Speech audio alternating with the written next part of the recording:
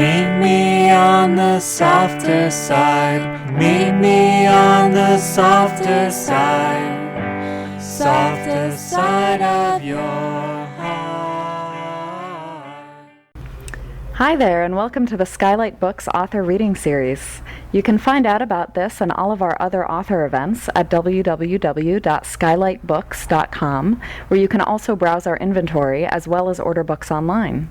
You can also follow us on Twitter or even be our friend at facebook.com.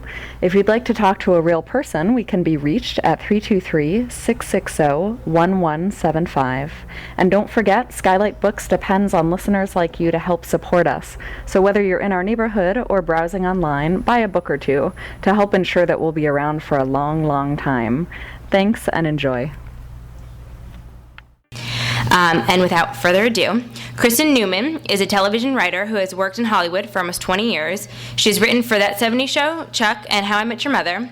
She currently writes for ABC's The Neighbors. Here she is to discuss her new book, What I Was Doing While You Were Breeding.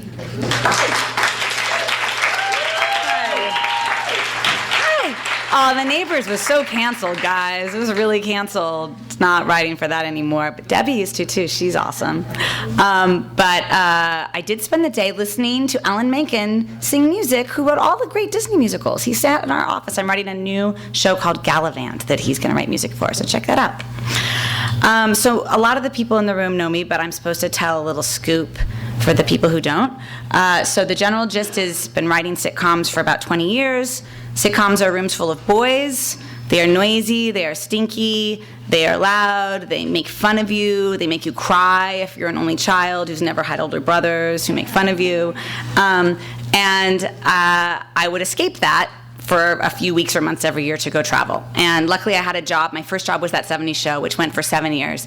And so I had places to come to work to. So I got to take time and run around and have travel adventures. So while all these adventures were happening, I was also very much running away from getting married. Everybody around me was starting to get married.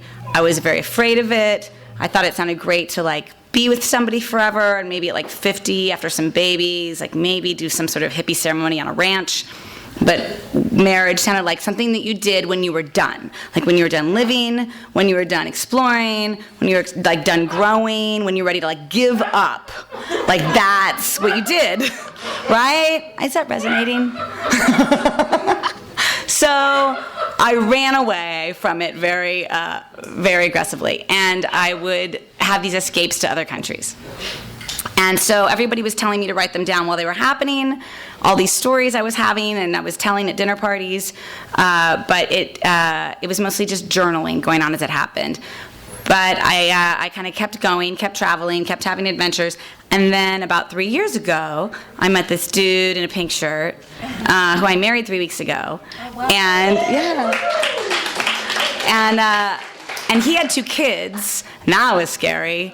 And the same month I met them, my evil stepmother died, and it left behind 3 little half-siblings who were little, who I loved, and who then didn't have a mother, and our father was pretty elderly and not in great shape. And so I kind of felt like I got 5 kids in the same month. And so I started furiously writing down my single girl stories, like the way you scrapbook, because it's over. And I thought it was going to be a couple stories that I would use to get a sitcom job, because I'd written some essays that had gotten me work in the past. And then it was lots of pages, and it seemed to have a narrative that, I wanted to just really write funny stories about trips, but it started to tell the story of my life in these trips, and there was finally a final chapter that it looked like I was coming towards, and I started writing a lot about my dead stepmother and what it meant to me to think about becoming a stepmother myself the same month that I lost her, and it all of a sudden had a narrative as a book. So I sat down and wrote all of the book. So that is sort of the story, to give you enough background to, I think, read a couple stories. What's happening, the book came out a week ago, right? So the internet trolls are all starting. So that's exciting. Already I got my first tweet from someone that just was like, aren't black people the worst? That was upsetting. I don't know, I blocked her. I don't know who that was. But anyway, it's interesting. When people think this book is going to be Eat, Pray, Love, They decide I'm super shallow and just was kind of slutty and hedonistic. And no matter how many times I talk about how lucky I am and how lucky my life is, they're like, why does she expect all of us to be able to travel and how? They're very mad. But if you come to it expecting funny stories, I think you think maybe there's some good stuff in there that's not just funny. So I'm going to just read a funny story, because hopefully you will just come at it from that perspective, and then you'll find me super deep once you read it. So this is a story about Russia. I've got another little bit about Brazil. Well, I'm supposed to ask you if you want to hear more reading or if you want to ask me questions later. So keep that in mind. Tell me if you're bored or not, if you want to move on to talking. This is the story of my first time that I went abroad and successfully found a international romance. I used 9/11 to rationalize cheating. I'm not proud of it, but it's important that you know that. And I'd like you to hear the following story through a 9 months after 9/11 lens. Remember that time? We were all a little more grateful for life, a little less sure of the future, right? Remember? Yeah, I know, it just sucked. But unfortunately, my first actual success at a vacation romance was also my first and only time cheating. It was on a trip to Russia 2 years into my relationship with Trevor, to whom I now offer a heartfelt apology. I was about to turn 29, Sex and the City was at its peak, and I didn't really understand a word of it. I'd never been single as an adult. I couldn't speak with Carrie-like authority about the difference between 20 and 30-something men. I couldn't entertain a dinner party with stories of ridiculous things I'd done to find love. I'd never had bad dates or good dates. Really, I'd never had any dates, because my last decade had been spent in 2 almost back-to-back relationships with guys who had first been close friends of mine. In both cases, we'd gotten drunk one night, kissed, said I love you, and then been together for several years. So I was starting to wonder if I'd just never have crazy single girl experiences, which felt like I was choosing to skip a vital life experience, like seeing Paris or having a child, the memory of which would comfort and entertain me as I lay in my old lady bed, knowing that I had really done it. Anyway, there I was, living with a depressed, unemployed man whom I loved but was not going to marry, when my oldest friend Sasha invited me on a trip to Russia. She was going with her mother on what would be their first time back since they fled Russia to give Sasha a better life 26 years earlier. I jumped on the chance to travel to Russia with Russians, and off we went. On the plane, we practiced speaking Russian. This did not actually mean speaking Russian. It just meant speaking English with a Russian attitude, i.e. dramatic and full of impending doom. My guidebook told me that the national anthem for Ukraine translated roughly to, "We have not yet died." It has more meaning now, doesn't it? That was the most victorious and optimistic version they could come up with. When Russians meet, "they're nice to meet you" literally translates to, "How many years? How many winters? Why couldn't it at least be summers?" It's all very dramatic and dark in Russia. So when we were practicing Russian, Sasha and I would translate "enjoy your meal" into "I hope you don't choke and leave your family devastated."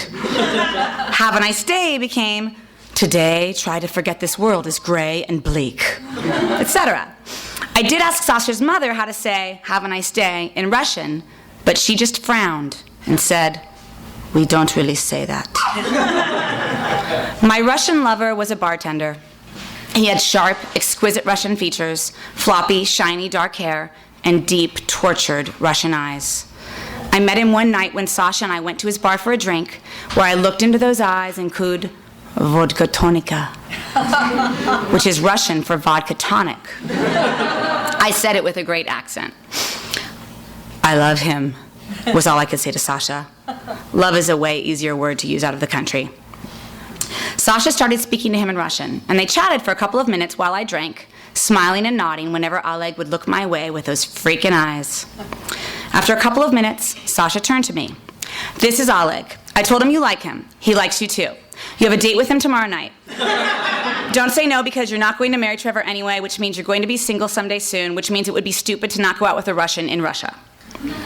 Sasha could make a great point. I blushed, and Oleg reached out his hand. I put my hand in his, and he squeezed it. "Privyet, Kristinishka." "Hello, my little Kristin. How many years?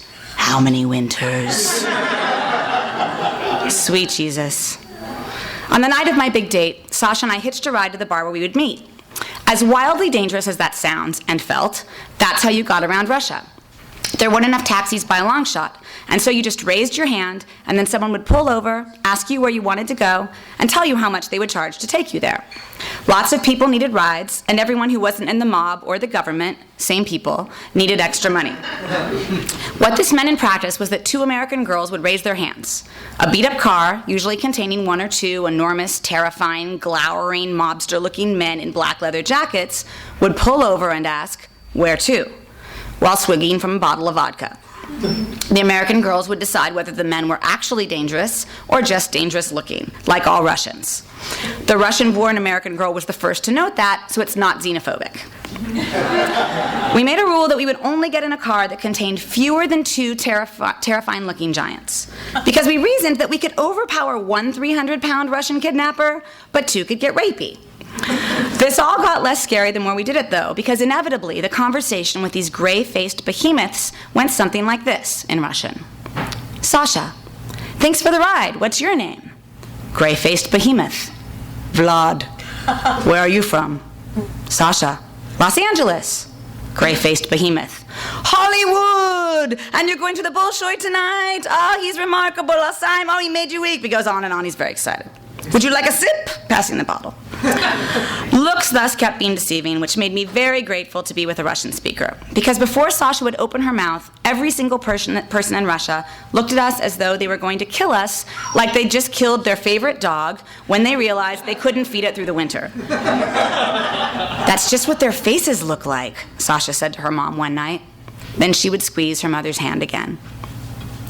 Anyway, we hitched a ride to the loud, dark club Oleg had chosen for a meeting place. I had spent the day telling myself that meeting up with a guy did not mean I had to hook up with him. We were just making local friends.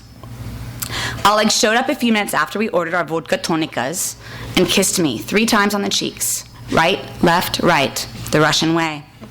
What's important to understand about this custom is that you get your one cheek kissed, then your noses and lips and eyes brush past each other's on your way to the other cheek, and then you do the whole pass and brush routine yet another time on your way back to the first cheek, breathing each other in the whole time. The slower the pass from one cheek to the next, the more serious the greeting. It's a pretty great way to spice up those hard, gray, vodka and snow-filled lives. Oleg's passes were crazy slow. Oleg immediately recognized a friend at the bar, Misha, a sexily dangerous-looking tattoo artist in his mid-30s. Sasha immediately recognized that she needed to get a closer look at Misha's tattoo sleeves. So my translator left Oleg and I alone to get to know each other. Oleg leaned over and screamed at me. It was very loud. "I speak small of English." "Fantastic," I screamed back. I'm kind of a talker, and the thought of what we were going to do if you couldn't communicate was sort of terrifying. "So where are you from, Moscow? How do you know Misha?"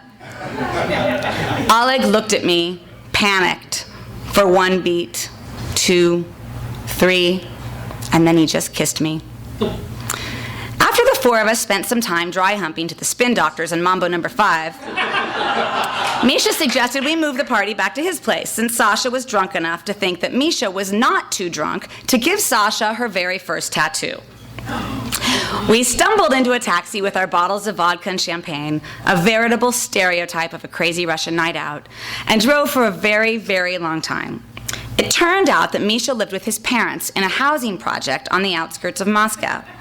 Misha's room was pretty small for 4 people trying to do terrible things to each other. And so Misha took Sasha for a 20-minute tour of the bathroom, leaving me and Oleg to his futon.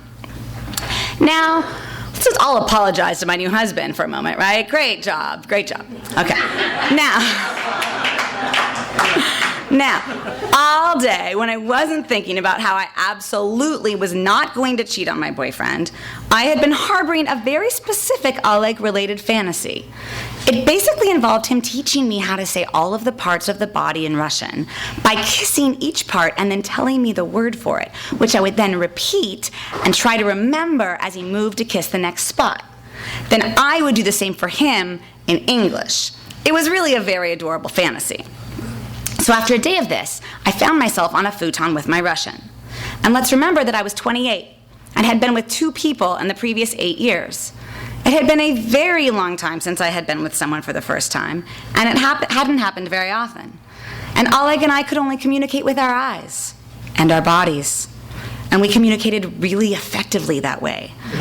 So everything was already fairly amazing when Oleg stopped doing something disgustingly wonderful, kissed the tip of my nose, and said, "Hook." Nose. In Russian. He was doing it! Delighted, I said, "Hook!" Then kissed the tip of his nose and said, "Nose." Oleg repeated, a great student, "Nose." Next was an ear. Fingers, elbows. Crazy, right? Except it wasn't. I would eventually, via many other vacation romances, learn something. This always happens when you make love to someone who speaks another language. Always.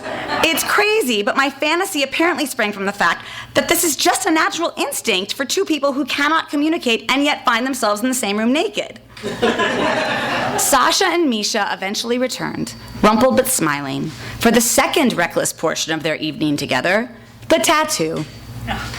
My beautiful friend, fresh out of the Ivy League, the ultimate manifestation of the American dream, who had been saved from a life as just another angry-looking, prematurely aging Russian whose only way out of the country might have been as a mail-order bride. This young, promising woman pulled down her pants, bent over a chair, and slurred at her new companion, "Do whatever you want!" It turned out that what Misha wanted to do was to tattoo a large, misshapen infinity symbol made out of barbed wire on Sasha. It stretched across her entire lower back in a horizontal figure 8-ish. While Sasha got her tattoo, Oleg and I used her to get to know each other. "Sasha, ask him where he was born. Sasha, how do you say your skin makes me cry?" On that couch, through Sasha's translation, Oleg and I realized that we were meant to find each other. First, we were born 3 weeks apart, in the same year. Crazy, right? Second, we had both grown up during the Cold War, terrified that at any moment the bomb would be dropped on us from the other person's country. Furthermore, Oleg had been raised in a tiny town in far eastern Russia, just across the sea from Japan. The only reason this town even existed was that it contained a top-secret Russian military base built around the nuclear missile launcher that his father was in charge of operating and which was aimed at Los Angeles, where I lived. In terror of attack by the Russians, I was practicing my duck and cover because of Oleg's father, who didn't want to drop a bomb on me any more than I wanted to drop one on his fucking hot son.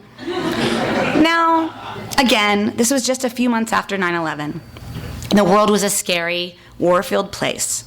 So it felt very natural to turn the sordid, naked things I was doing in Russia while my boyfriend slept in our bed in Los Angeles into an act of international peacemaking. I was literally making love out of nothing at all. Love that would save our planet. And that's how I used 9/11 to rationalize cheating. But at least I didn't get a tattoo.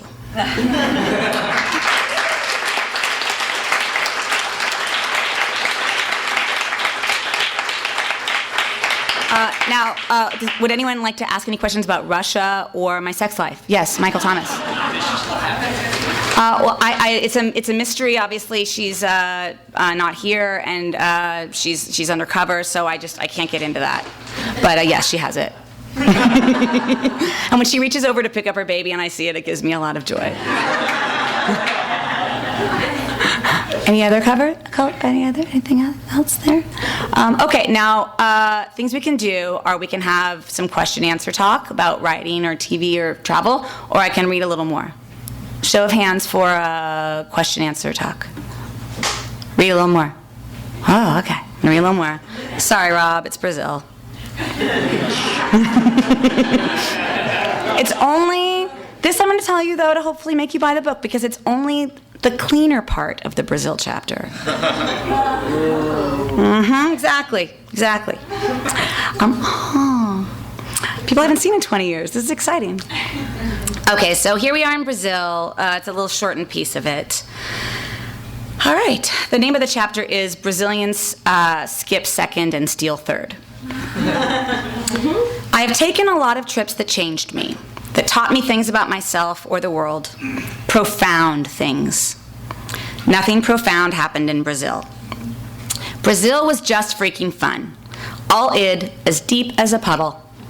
A married friend recently described his trip to Brazil thusly. You'd be sitting on the beach, and you'd spot the most beautiful woman you've ever seen. But because the beach was crowded, she'd keep getting blocked by the most beautiful woman you've ever seen. My cousin Janie, you want to raise your hand there? Over there, she's pretty cute. My cousin Janie, my friend Piper, and I were having dinner on the beach when my first Brazilian boyfriend walked by. There were two. It's slutty, guys, it's slutty.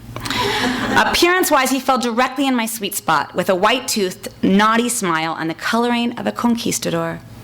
So when he walked by, he caught my eye, he caught me being caught, and he walked right over. A couple of years earlier, my old crush, Ferris Bueller, fake name, I don't think he's here tonight, took a posse of people to Rio for New Year's. He told me that a mysterious phenomenon kept happening. He and our equally charismatic male friends would enter a bar and quickly round up several gorgeous Brazilian women.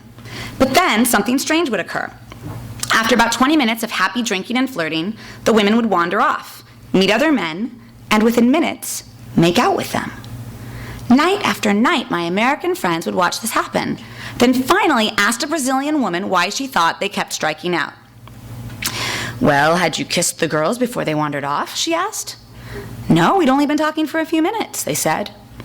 The Brazilian girl laughed. In Brazil, if a guy hasn't grabbed you and kissed you within a few minutes, he isn't interested.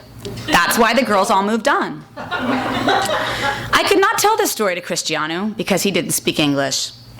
But he still managed to wordlessly confirm that this is indeed how Brazilian men operate. With one addendum. They don't just kiss you, they run the bases right there in public, minutes after meeting you. And another surprise, they don't go in order. Brazilians are not into boobs. That is the conclusion that my travel partners and I came to after several experiences over the course of our 3 weeks. Maybe when you live in the country that invented the thong, you spend enough time staring at asses that you forget to look anywhere else. How this comes into play for, say, an American girl making out with a Brazilian conquistador in a beach bar is that within about 5 minutes, his hands leave her face, bypass the next universally accepted playground, and go straight down her pants, which is just surprising enough to work. A brief digression into the notion of bases. I found being single in my 30s very confusing on a few fronts. How to pace things physically was one of the most perplexing. The dilemma as I saw it was this. I am not a slut in the United States of America. While the Kristin-Adjacent I became on international adventures didn't worry much about curtailing home runs, at home I didn't want to sleep with everyone I kissed. Maybe I wanted to get to know the guy better first. Maybe I was dating multiple people, and I find it too emotionally confusing to sleep with more than one person at a time. So I needed to sometimes say no. And yet it felt ridiculous to be a grown woman drawing lines in the sand of her body. You can touch me here, but not here, felt just too high school. So how to balance these two conflicting needs? I came up with a new and improved system of bases after a conversation with a gay friend who had told me that the gay base system is dramatically different from the straight. In his world, first base was a blowjob, second was anal, third involved a third, and a home run was pretty complicated, but probably involved a swing and a go-go dancer. Obviously, these definitions don't apply to every gay man, but the takeaway is certainly that things get very advanced very quickly when women are not involved. Much like with other male-on-male activities, like, say, war, the escalation is fast and furious and often involves bleeding. As a side note, lesbian bases, I've been told, involve a lot of baths and toys at first and second bases, and buying a house and building a compost garden together as you round third. A home run is when you've stopped having sex altogether and start a book club. Anyway, the gay bases gave me the idea for a new set of bases for grown-up ladies who are struggling with being sexually evolved adults but do not want to become the village bicycle. By the way, the first time I heard that term was when I was Googling Alyssa Milano because I had to do a TV show with her, and someone called her the Dodgers Village bicycle, which gave me joy. Okay, back to this. My new bases involved not which part of your body was being touched with what, but where geographically the physical intimacy was taking place. So, anything that happens in public, say in a car or on a front porch, was first base. Anything that happened inside one's house, on one's couch, kitchen counter, dining room floor, was second. Move into the bedroom and you're at third. Sleep over, and that's a home run. The system is meaningful, I think, because instead of giving away parts of your body like oranges at mile markers in a marathon, intimacy progresses based on how far into your house and your life you want to let your partner get. That seemed like an important distinction. So, yes, if you want to screw on the front porch, you can still say you stopped at first base. Good, right? Anyway, Cristiano skipped high school second and went straight to high school third that first night, right there in that beachfront bar, which in grown-up lady bases is still just first. I glanced around, embarrassed at the hundreds of other people, but they were so focused on getting their own hands down each other's pants that they weren't giving us a second look. Emma and Kate were learning all of the same lessons about base stealing elsewhere in the bar, and it was a small miracle that we ultimately made it back to our hotel without any ball players in tow. I told Cristiano we'd be going to another island in the morning if he wanted to come with and maybe fall in love for a few days. He couldn't afford the boat trip, though, and so we said goodbye 20 or 30 times, and then I took his hands out of my pants and went home to my eco-resort like a lady.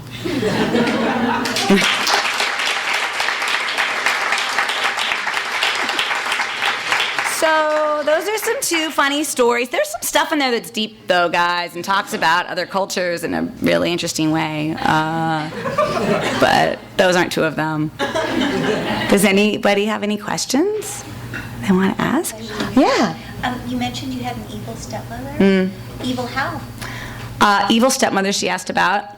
The general gist was she did that thing where she married my dad and kind of made him choose between me or her. And so we chose her.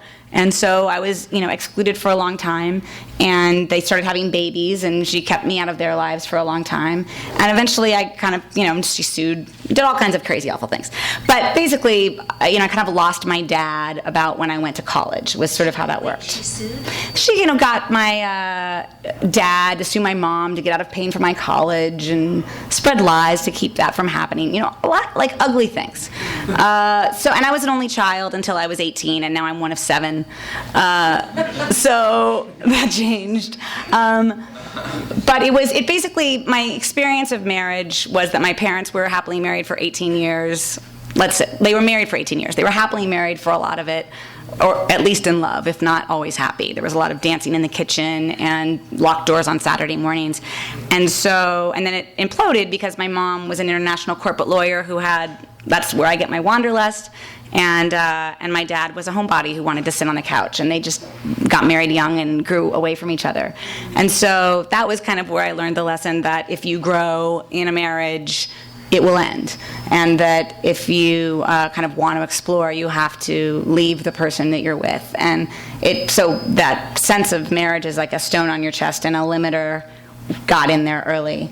My mom remarried a wonderful man who was this fantastic step-parent, and probably the reason that I was open to marrying somebody with 2 kids, because our relationship was so good. So it ultimately was, I think, taught me a lot about who I want to be as a step-parent, and it worked out well. But yeah, she wasn't that great. And writing about her has not been, I'm starting to get I talked to my dad today, he's 200 pages into the book. And,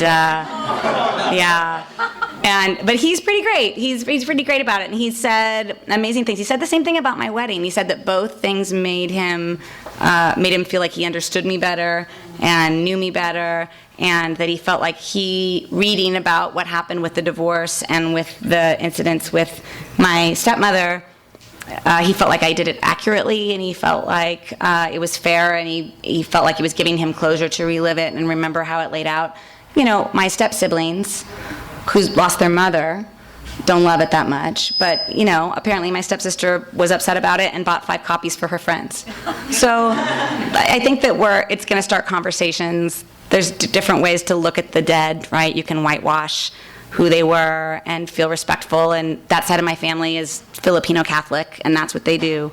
And it's not really what I do, and so I'm hoping that eventually the truth will bring us all closer too. But it's not a surprise. I've talked to all the kids about my relationship with their mother and how I want to do things differently with my stepkids. So I think that, writing a memoir brings a lot of good and a lot of bad. It's a naked thing to do. And it got more naked than I thought it was going to be. I sat down to write funny stories, I'm not even physically naked. Like the naked, like for me, writing about naked stuff, I have no sense of privacy, no big deal. But the emotionally naked stuff that my editor insisted everybody wanted to know, because I'm a woman and I feel like, men can be Chuck Klosterman or David Sedaris and write funny stories, and nobody wants them to tell some sort of life lesson that they should learn from.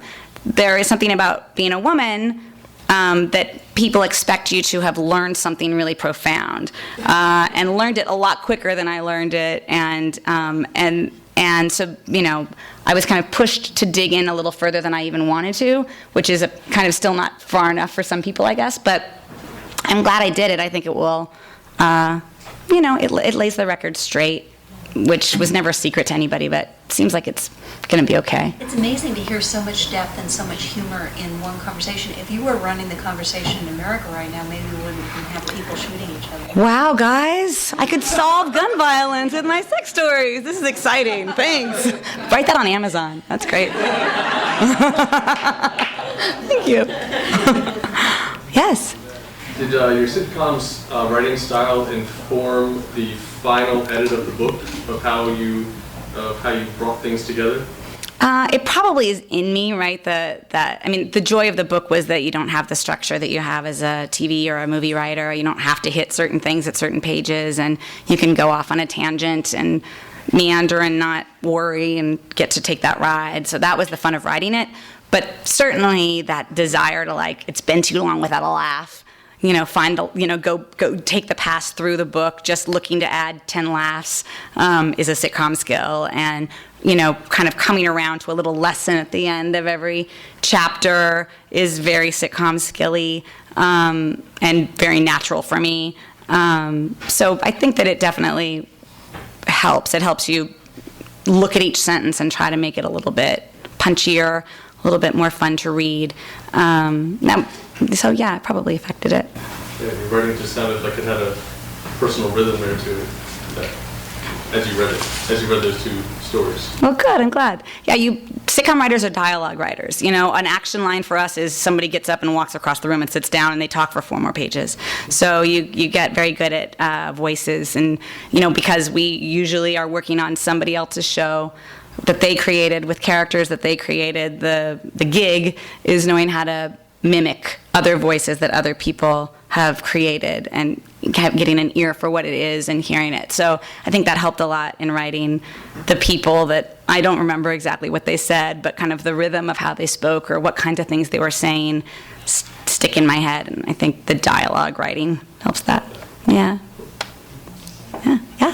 Any particular humorists or travel writers who influenced this while you were writing the book? I love David Sedaris all the time. Pam Houston is a really great memoir. She calls her stuff novels, but they're clearly journals, right? Even her character is named Pam always, but she still calls it a novel, which my mom would have been so happy if I had done. She wanted me to so bad. But I love her, and her writing is like almost little snapshots, like sometimes little poems almost of places. Who else have I been reading lately? I've read a lot of memoirs, a lot of comedians, especially comedy writers who write about the business, tend to not, they might get kind of naked, but not dig too much into personal issues. I did a reading last week with Rachel Dratch in New York, and her book actually covers a lot of the same themes as mine, aside from the travel, but the girls in comedy and dating terrible people and, staying single much longer than everyone else. And then she had a surprise pregnancy at 44. And so we talked about a lot of those things. And I thought she did a good job, I thought, of talking about career downfalls when she was like, oh, you were so much more honest about personal things than I was willing to be, and I admire that. And I was so, I admired how much she was able to write about her career sort of not taking off after SNL the way she thought it would. And, there's such a fear. I wrote about a couple of work disasters in here, and those were the ones that I sent to my agent and said, is this going to keep me from getting work? And worried that people would read and say, oh, she's a failure, people have fired her, people have not picked her up after this or that. And, writing about work was the hardest for me, which made, when I was talking to Rachel, it made me go, God, are my priorities really out of whack? That I feel totally fine airing all of my family dirty laundry, but I don't want to write about what Steve McPherson did. It's a little messed up. But he's super powerful, guys, and my stepmother's dead. What can she do? It's respectful, right? Anyone else? Yeah? Well, I'm a little confused. When you said when you realized you were feeling naked for the first time, did you mean after the fact or as you were writing? I guess it was as I was, I would send in chapters to the editor, and she would sort of say, dig more here. We want to know more about why you feel this way here. And a lot of it was insecurity. There's that feeling of I don't want to bore people because I'm not a historic figure. I'm not a famous person. What is interesting about my life? Why do you want to know about why I have fears of marriage? You have friends to talk to about their fears of marriage. Why do you need to hear mine? And so it was. I was really insecure about digging into stuff that wasn't rat-a-tat-tat funny stories, because that's my comfortable space. But that surprised me because you're a successful writer, so you're never an actress because that's the first thing you learn. Yeah, no. It's just to be naked. Yeah, no, I don't act. It's so scary. That's the first thing you learn.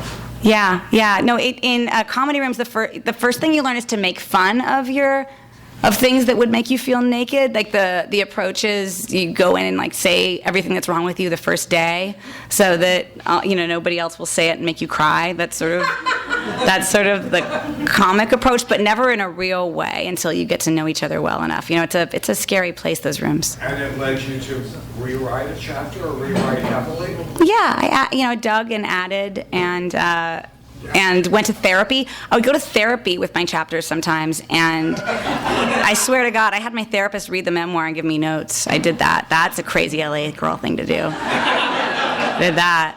But there were times when I was like, wow, this wasn't that great, what I did here. I don't feel that great about it. This was not really very cool.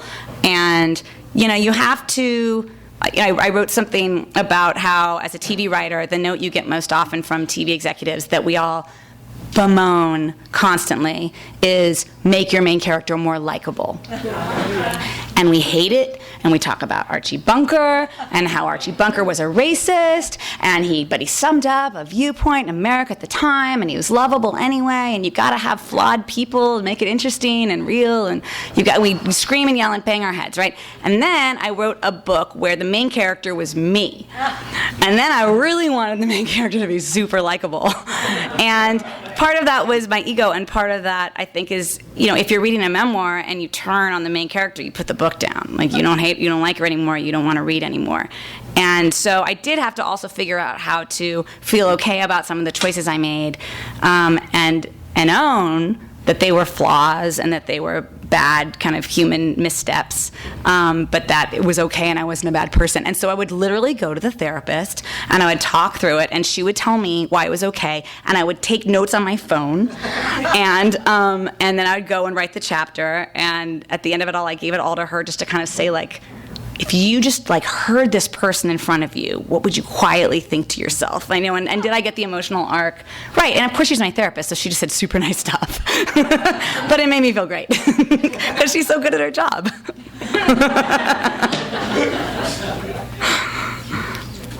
Anyone else? Yeah? Is there a particular trip or a particular experience on a trip that you had that affected your television writing moving forward? Let me think. Television writing in particular. Definitely pieces from the trips have worked their way into a lot of different shows. Robin on How I Met Your Mother has an Argentine boyfriend she brought back, and that was from Argentina, my Argentina trips. It mostly just like fueled me for being home. You know, I would kind of come back to a room and feel like, a la how much fun you get made of in a writer's room.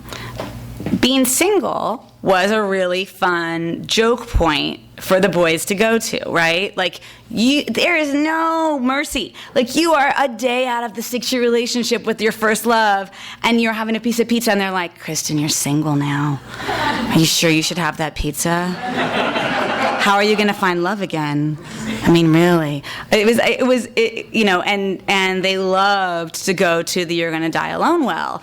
And, you know, I was so against Bridget Jones as an archetype, and, you know, as me in particular, and in a room full of mostly boys all the time, hearing them talk all about all of the girls who are constantly trying to rope them into marriage and children and all the things. There was this fear of being a girl, fear of being a single girl they could make fun of.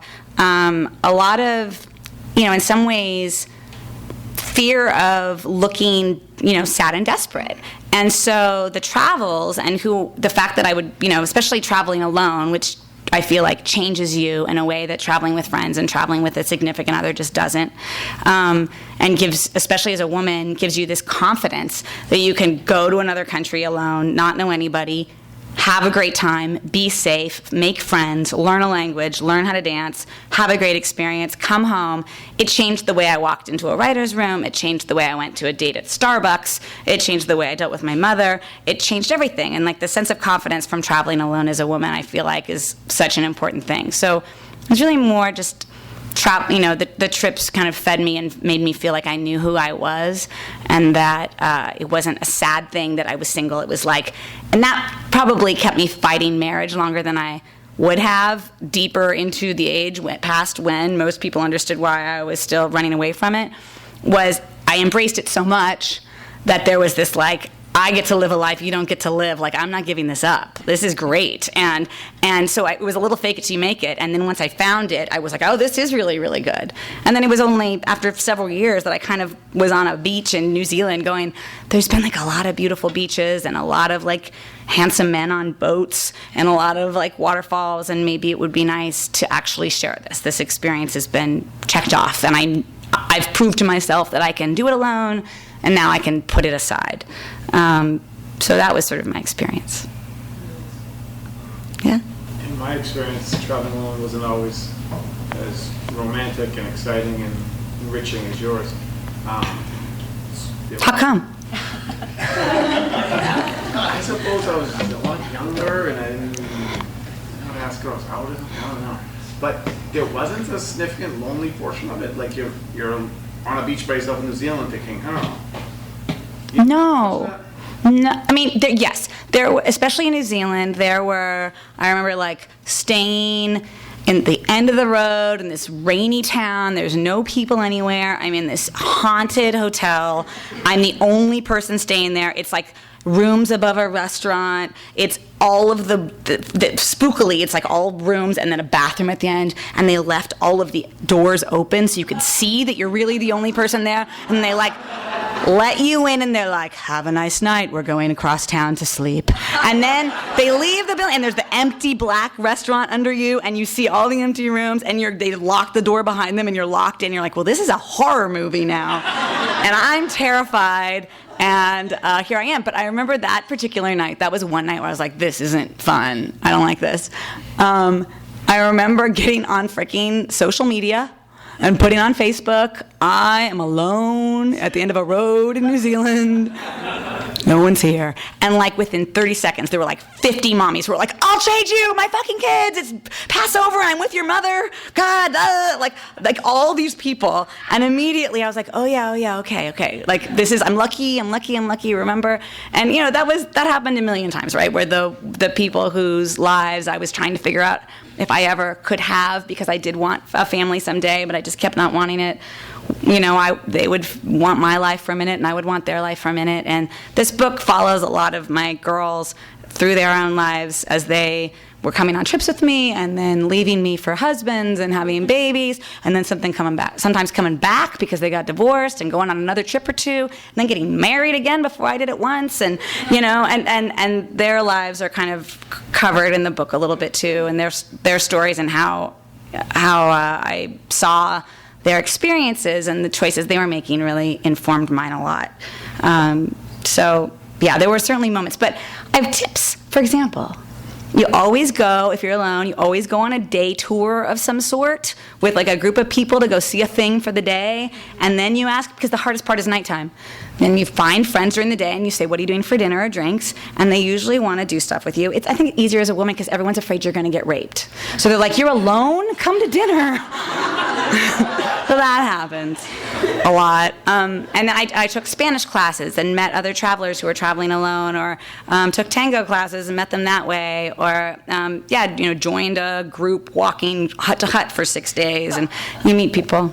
It sounds like the comedic writers and essayists were much more your influences. The guys like Paul Theroux, and they travel writing. I love him, and On Patagonia, if you ever read Bruce Troutman, like that's the first book I felt like that really wrote about travel, summed up a trip based not on what places that they saw or what kind of monuments were being seen, but what people he ran into on the road. And I read On Patagonia, in my Spanish teacher's bed above the queso shop while the wind blew the windows, and it was all about the little guy at the end of the road that he met and the people who brought him in for cheese, and so I love that writing about the people and the little stories, I feel like, is the way you get a good vibe of a place. Pam Houston does that really well too, I think, too.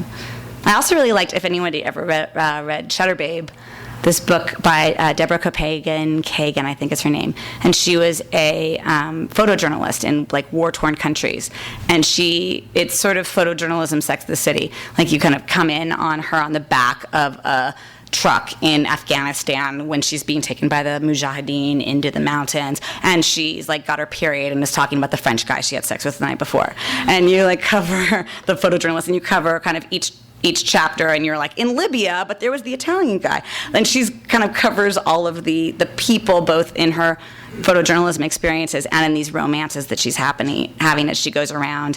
And in the fun of a romance with a local is they bring you to their birthday parties and their mom's house and their favorite restaurants, and you get the tour of the city that you wouldn't get otherwise, right? So she writes a lot about that too, which I like. Mm-hmm. Do you have a particular reader in mind? Do you have a person in your head when you're writing, like who, like when so you're kind of talking to them? You. I know that was the answer. Yeah, it's you. It's you.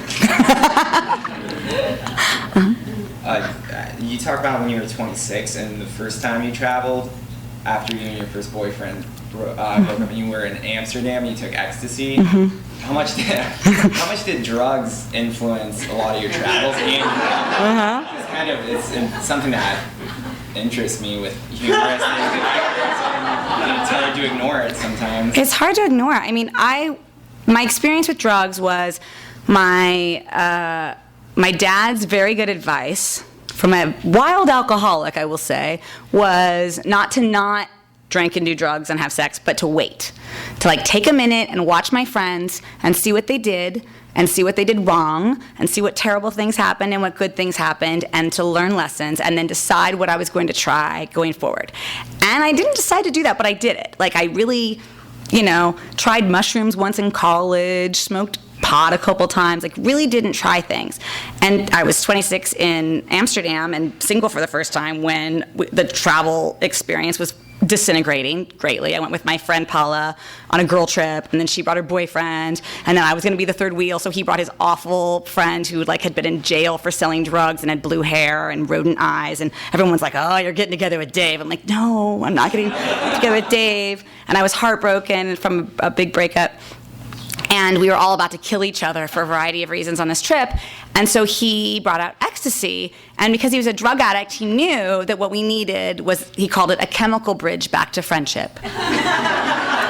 And he was right. And it was a wonderful night. And we all fell in love again. And I was a better person for about probably 2 weeks, I would say. I think it lasted. And that is an amazing thing. Probably done ecstasy 6 times in my life, right? But I do think it made me a better person. I do think that it made me less judgmental for a couple of weeks, much like a good trip does.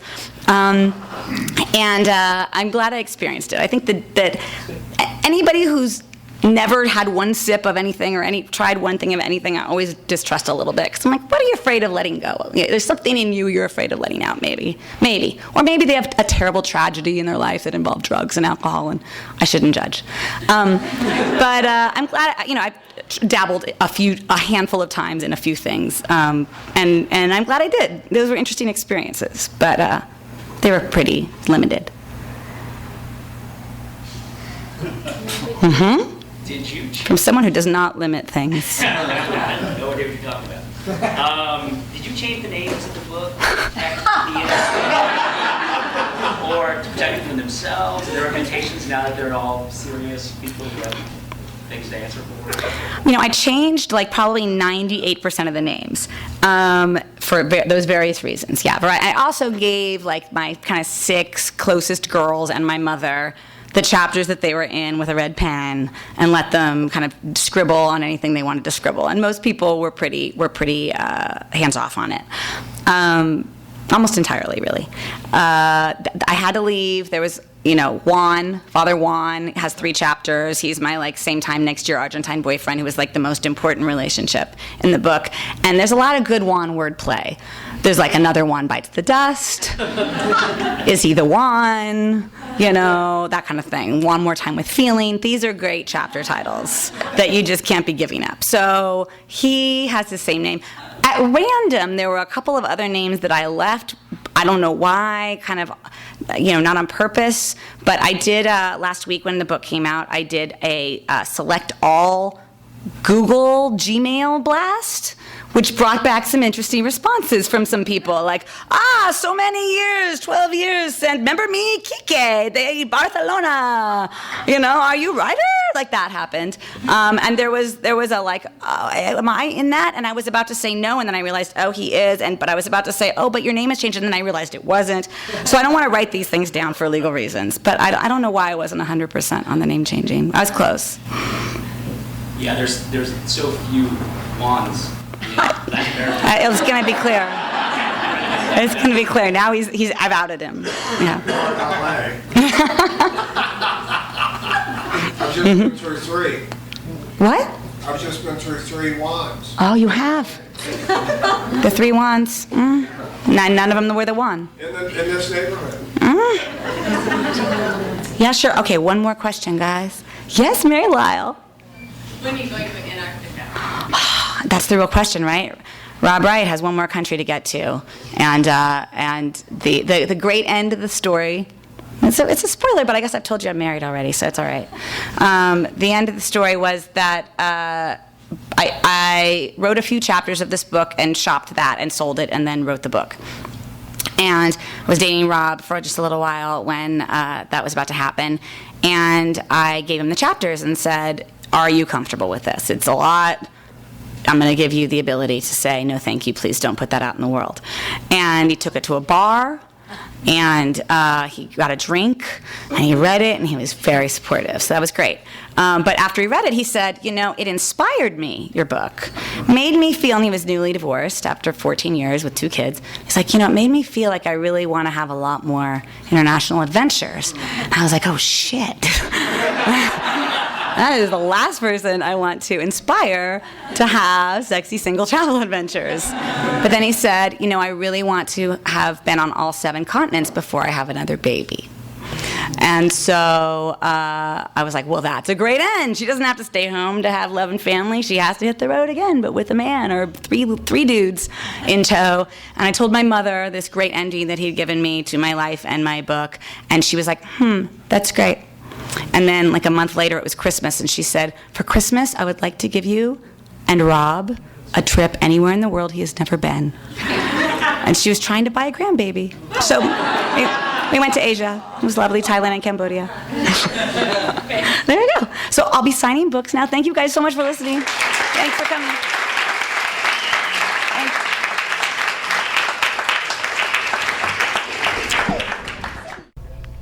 You've been listening to the Skylight Books author reading series.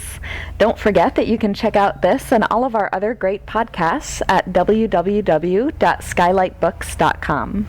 Today's music was provided by Fragile Gang. You can check them out at MySpace, Facebook, and the iTunes Music Store. Thanks for stopping by, and we hope to see you soon.